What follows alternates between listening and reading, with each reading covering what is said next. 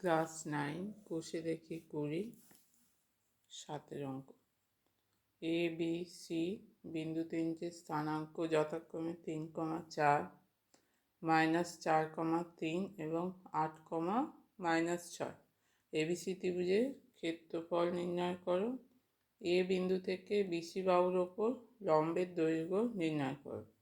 তাহলে একটা ত্রিভুজ আছে, তার তিনটে বিন্দু স্থানাঙ্ক দেয়া আছে, ত্রিভুজের ক্ষেত্রফল নির্ণয় করতে হবে। তাহলে একটা ত্রিভুজের ছবি আঁকি। ABC, A B C. এ বিন্দু স্থানাঙ্ক কত? এ হচ্ছে প্রথমটা 3,4, বি -4,3, সি হচ্ছে 8,-6। তাহলে এবিসি ত্রিভুজের ক্ষেত্রফল, এবিসি ত্রিভুজের ক্ষেত্রফলের ফর্মুলা বসাবো।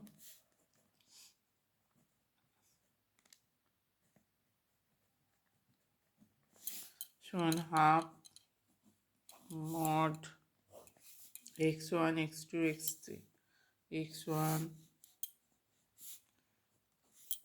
x2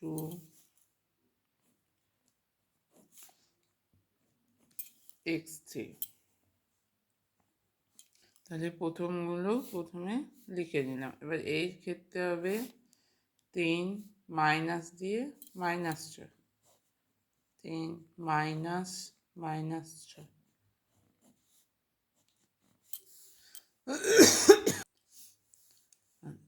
তারপরে x2 -4 -6 -4, y3 y1 plus 8 x3 y1 y2, 4 -3 যেমন হাফ 3 মাইনাস 3 প্লাস 6 প্লাস মাইনাসে -4, -6 হচ্ছে -10 প্লাস 8, 4 -3 হচ্ছে 1, হাফ 3 আর 6 যোগ করে হচ্ছে 9, মাইনাস প্লাস 40 প্লাস 8, হাফ 3 9 হচ্ছে 27, 8 প্লাস 40, হাফ 75। তাহলে 75/2 বর্গ একক। আচ্ছা, এটা দশমিকে করলে হবে 37.5 বর্গ একক। এটা হচ্ছে ত্রিভুজের ক্ষেত্রফল। এবার কি বলেছে, তারপরে এ বিন্দু থেকে বিসি বাহুর ওপর লম্বের দৈর্ঘ্য নির্ণয় কর।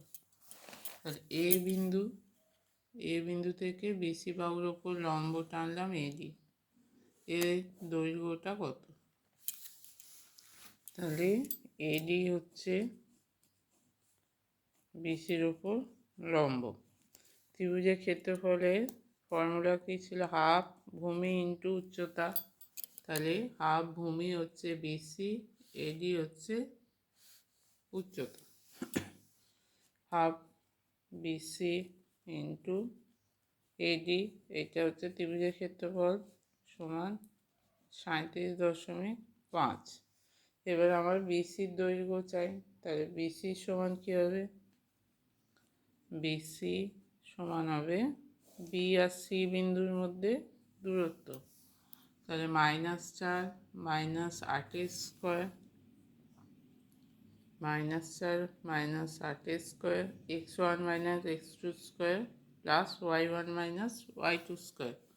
তাহলে 3 মাইনাস দিয়ে -6 স্কোয়ার, 3 মাইনাস -6 স্কোয়ার সমান দুটো বার হচ্ছে 4 8 12, মাইনাসের স্কোয়ার প্লাস 12 স্কোয়ার হবে 144, 3 মাইনাস মাইনাসে প্লাস 6 9 হবে, 3 মাইনাস মাইনাসে প্লাস 6 9 স্কোয়ার, 9 স্কোয়ার মানে হচ্ছে 81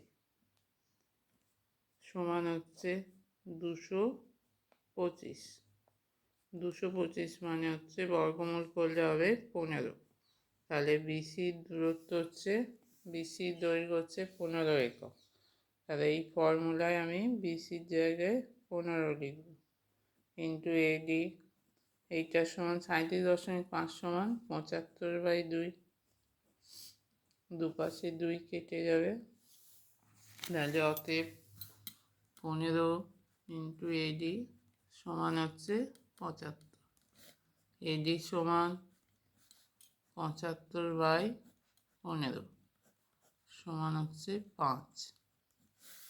তাহলে এ বিন্দু থেকে বিসি বাহুর ওপর লম্বের দৈর্ঘ্য হচ্ছে 5 একক।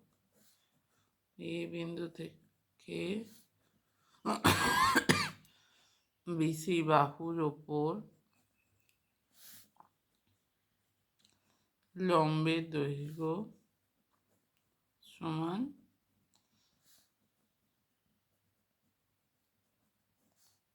5